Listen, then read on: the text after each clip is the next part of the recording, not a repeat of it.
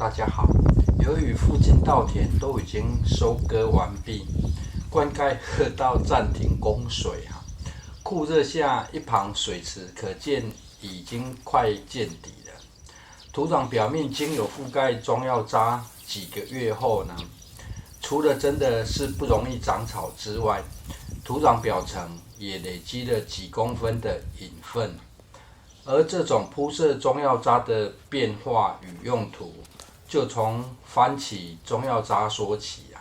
除了防止长草之外，在上层铺设中药渣也很有保湿的效果。由于水田的土壤一湿就会变黑之外，还会变黏。这种土壤在夏日强日照又有雨水的条件下，要拿来种菜难度算是不低而要解决土壤一湿就黏不透气，天气过热土壤一干又容易板结的困境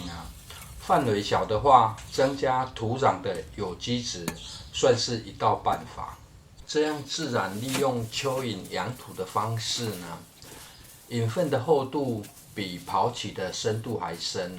只是下方会比较湿黏，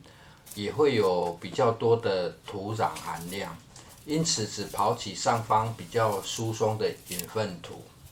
这跟经过曝晒后的中药渣混在一起，应该就很有培养土的效果了。家庭小面积种植就可以尝试看看。茶叶渣、冬瓜渣也都是经过熬煮过的不错材料。使用中药渣只是在材料上更有多样性另外，药渣呢，虽然有经过高温高压熬煮过，但是依然有浓烈的气味来吸引蚯蚓而蚯蚓还没有消化掉的部分呢，属于坚硬度比较高的材料，这用来补充土壤的有机质，自然也更为合适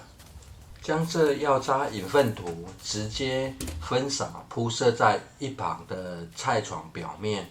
姑且不论养分含量，用来改善土壤的疏松度，或是遮阳保湿效果，也会增添不少而这种材料本身比较轻分撒的过程自然也比较轻松顺道也将移植好的青葱表面进行覆盖。至于这菜床本来天马行空想做成梯田的样子因为宽度太小，只好在中央位置挖得比较深，提供比较需要湿度的作物种植。表面铺设完毕之后，简单将表面整平，就可以进行撒种的动作了。这样的空间预计要种植3种作物分别是紫微小白菜、绿海莴苣跟黑叶奶油白菜这些都是整年可以种植的作物但是那是过往的经验如果有的选择，尽量还是选择在日照别太高的位置可以省掉一些因为天气太热造成的麻烦。撒种的时候，每次只取少量的种子来进行分撒，会比较均匀。而覆盖薄土的部分呢，则取预留的药渣引粪土进行覆盖，顺道也将表层的引粪土使用掉。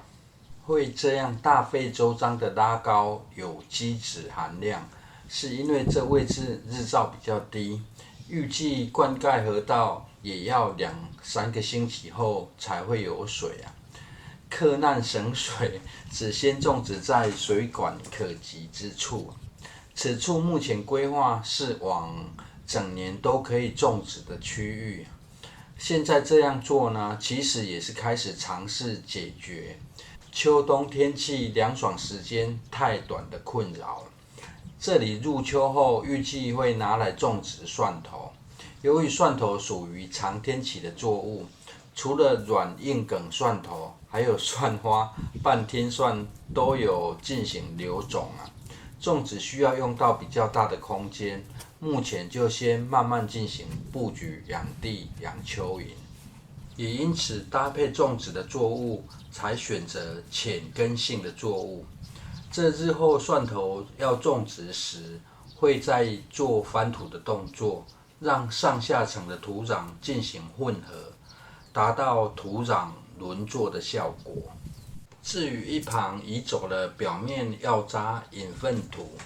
则继续补上覆盖中药渣。铺设的时候，除了覆盖土壤表面，避免长草。由于药材种类繁多，避免蚯蚓偏好某种食材，因此会将药渣的种类尽量均匀分散，不便于直接食用比较硬的材料。留下后还可以当作有机质或是介质的材料。铺设后的初期，可以多做浇水的动作，除了吸引蚯蚓上门，也让土壤可以获得涵养。毕竟蚯蚓也会吃土啊。这种做法算是人为的改良式自然农法，因为一般的环境要放种杂草生长实在非常难啊。尤其是紧邻别人的田地要完全实施遵照自然农法的话，姑且不说，很快一旁田地就会帮忙使用除草剂啊。尤其个人这块田地排水是流往下方的稻田不除草，草籽往下流实在说不过去因此也只能采用人为的方式，保留住自然农法的优点。对于信奉自然农法的观众朋友，若是有发现对方的田地通常是在山区很有与世隔绝的地方，在一般平地要做到友善种植，还是要顾虑考量一下，这样的做法是否也是对周遭的惯行农法田地友善，不然不友善的反扑会更麻烦当下虽然吹着冷风气象预报也说要下雨不过最后依旧雨只下在山上，也就只能靠水管自行浇水了。进入影片的最后段，防虫网又得派上用场。如果可以买到这种钢丝，价格也不贵了。当初一根240公分，售价才台币18元，比亚克力条便宜非常多又比粗铁丝多了弹性跟好收纳的优点。一收起来后就又恢复成直线棒。而使用防虫网主要防范的不是虫，而是鸟跟狗由于这时起附近稻田都已经收割完毕，前方一片清明，平时这块菜地已经很突兀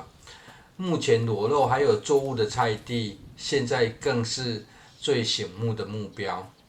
采用撒种的方式，在幼苗时起，简单盖上网子就可以避免鸟害而比较阴凉的位置又容易有雨水，蝸牛也得注意这在菜苗变高大一点后，鸟跟蝸牛就会兴趣缺了。至于防狗的问题，在短片其实已经有呈现过因为此处比较阴凉，土壤又疏松有湿度自然很容易成为狗逃睡的目标。就简单直接附上防范前后差别的影片最后就是盖上网子。若是要增加网子的遮阳效果，则可以使用密度较高的黑网。就算要从上方多盖一层也不难只是内部撒种的作物都是整年都可以种植，因此这种防叶菜蛾的网子就已经够用浇水的时候不用掀开网子，直接从上方浇水即可。盖网的另一个好处也可以避免遇到强降雨过大过强的雨滴会把菜叶都打破掉另外，夏天没有东北季风强风吹袭，只需要在网子前后镇压一下就可以了。以上是夏日做的菜床布局，提供给大家参考，谢谢收看。